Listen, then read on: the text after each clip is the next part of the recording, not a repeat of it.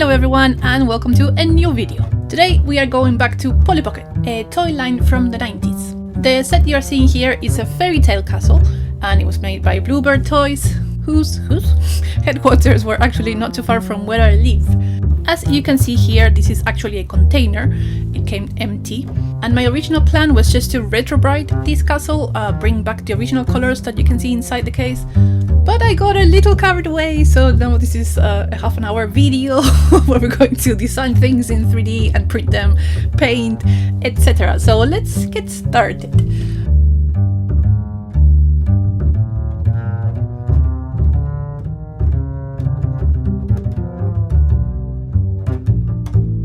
As usual with the other toy lines, the first thing we're going to do is clean this case.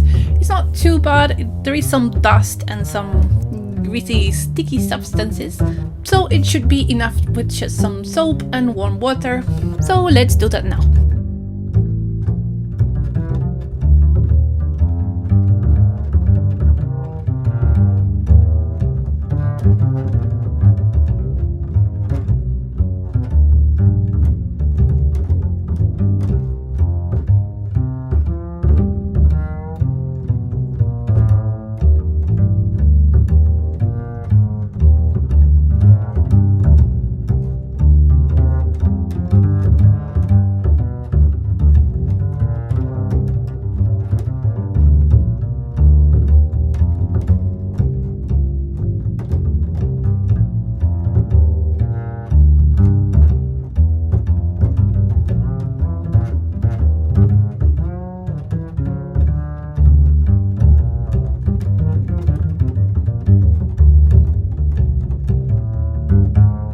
Now that the case is a little cleaner, it is time to retrobright it. Now, if you follow the channel, you probably know this process. If you're new, welcome. And let me explain very briefly what this is about, since I haven't actually talked about this in a very long time. Most toys from the 80s and the 90s usually look a little yellowed if they have been played with or they have been close to a window, and this is because of a process usually linked to bromide, which is a substance that is used in the manufacturing of toys to make them less prone to burning, so it's a fire retardant, but it also tends to yellow over time. Luckily, this is reversible, and all you need to go back in time in a way is some hydrogen peroxide, which can be cream or liquid, and some UV light. You can use the sun if you live in a sunny place, or you can use a UV lamp if you live in England. Oh, a little note before we do the retrobrighting, we're going to measure the case, take some notes and get ready for some 3D designing. So while we wait for the retrobrighting process, which can take a few days, we're going to design the interior of this castle. For the purpose of transparency, the drawing you see here is not the one I ended up using for the 3D models. It's a very similar one, but actually in this one I forgot to realize that there are 3 different levels inside the case. But I didn't record that part, and it's basically the same, just using the calipers, these amazing calipers that I borrowed from John, to measure things, take some notes, and then we will try to make this work in Blender. So not a lot to say about the rest of this part. I'll leave you with some music and I will see you very soon for the next section.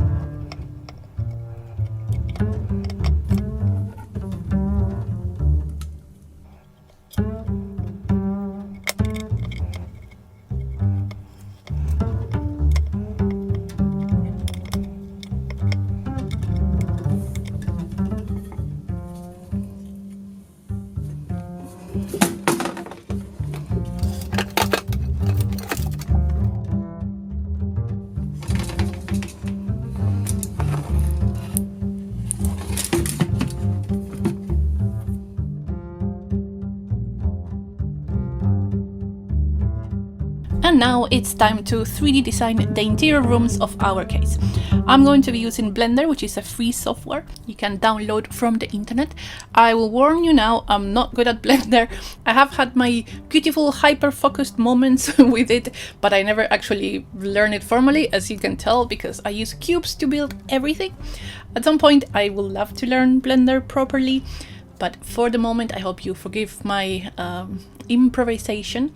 Oh, quick note, this file will be available for download for free for the patrons, and I'm going to leave all the shapes as they are. I'm not going to join anything, so if you want to open it and change anything, then you can.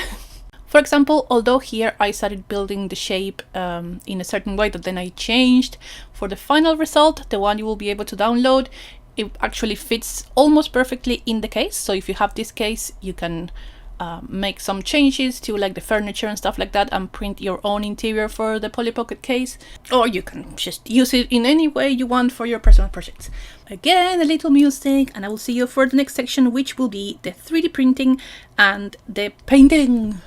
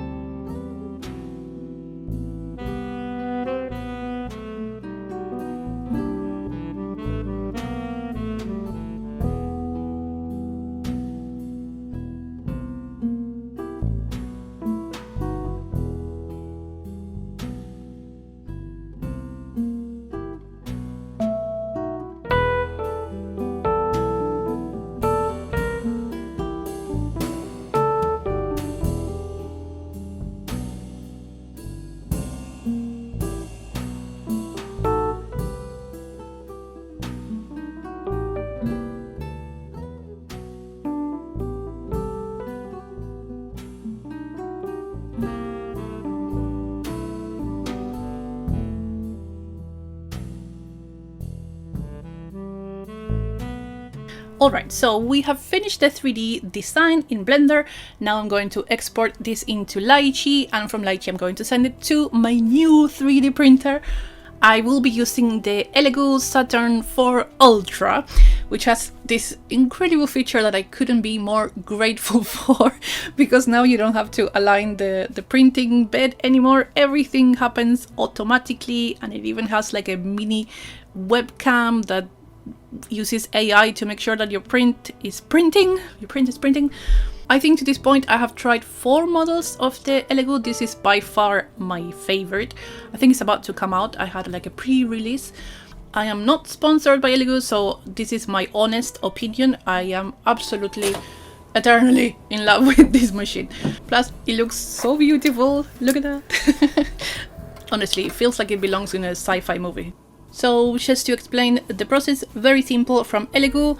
What Elegoo does is break the model into layers, so the machine can understand how to print those layers, and then all you need to do is just put it in a USB and give it to the Saturn, and the Saturn will take care of everything else. You just put the resin in, and that is it. 3 hours later we have our printed rooms. From here you have to clean the model using pure alcohol and remove the supports. Now, I know you have mentioned in previous videos that you can remove the supports while this print is uncured, so before it goes into the alcohol. I thought this would be a little risky because there are so many small elements like candles that didn't actually work in the end, but I didn't want to break this or remove the supports too early. It was probably a terrible idea because when I removed them after being dry, they also destroyed everything and also hurt my hands. So if you're going to print this particular model, I will just suggest you actually print it in the other direction with the rooms facing upwards. So to finalize this part, we're going to finish curing the model by using UV light. This is also a little Elegoo chamber. And then we will remove the supports with a lot of clickety-clackety.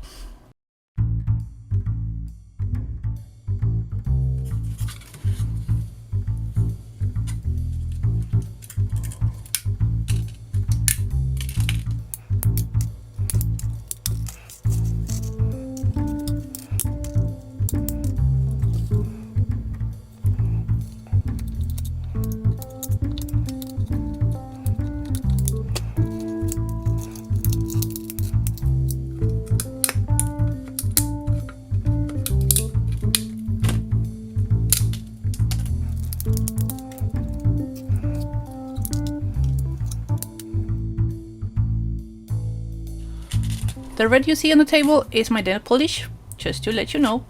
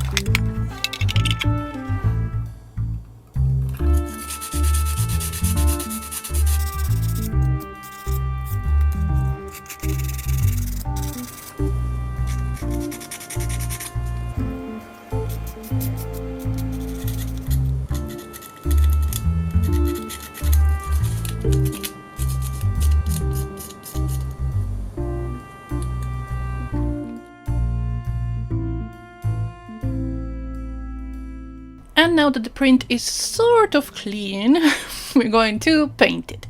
Today I'm going to use my wet palette for the first time and ruin a few of my brushes trying to get into all the corners. I decided, well, so originally I thought I should paint this in a realistic way, a castle made of wood and stone and tapestries in many colors. Then I thought Actually, it is a Polly Pocket, and Polly Pockets are very pastel-y, like all girl toys from this era. So I'm going to keep that aesthetic. I'm going to do a base that is a light blue but slightly darker than the case, and then I'm going to paint the details in light blue and pink and what else? Slightly darker blue. So let's do that now, and I will see you for the results.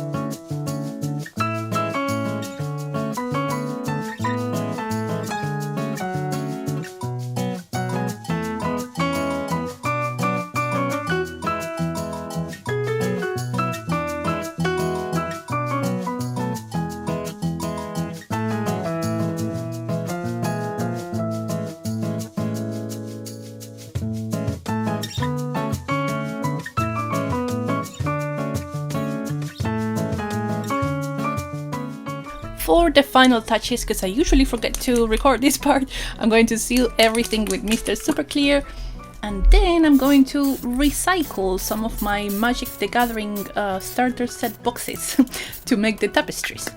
I have played this card game for most of my life, well, not continuously, but semi-regularly.